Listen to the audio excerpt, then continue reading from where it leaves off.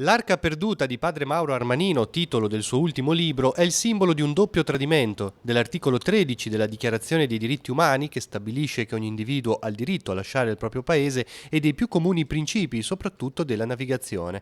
Per padre Mauro adesso l'arca è inservibile, ma il naufragio in realtà è delle civiltà del Mediterraneo che hanno perso il loro spazio di dialogo e incontro. Porta un esempio, quello della frontiera di Agadez. Con la scusa che il deserto è pericoloso, che in Libia le persone sono torturate, ma non ci si domanda perché siamo arrivati lì. Quindi le politiche occidentali oggi hanno creato questo sbarramento. Immaginiamo, tanto per fare un esempio, se venissero i nigerini, pagassero i nostri politici per dire loro: voi da Firenze non potete scendere. Non so se noi accetteremo questa presenza. Le persone cercano strade alternative nel deserto e così aumenta la criminalità e aumentano le tariffe dei trafficanti. Padre Armanino riflette: le frontiere non si fermano, si vuole soltanto filtrare i migranti. Perché siano poi ostaggio delle nostre economie occidentali.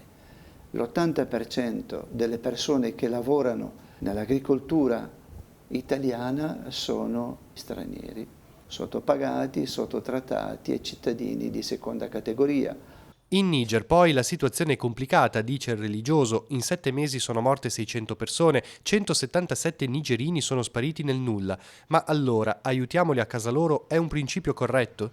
È una falsità. In realtà li stiamo derubando a casa loro.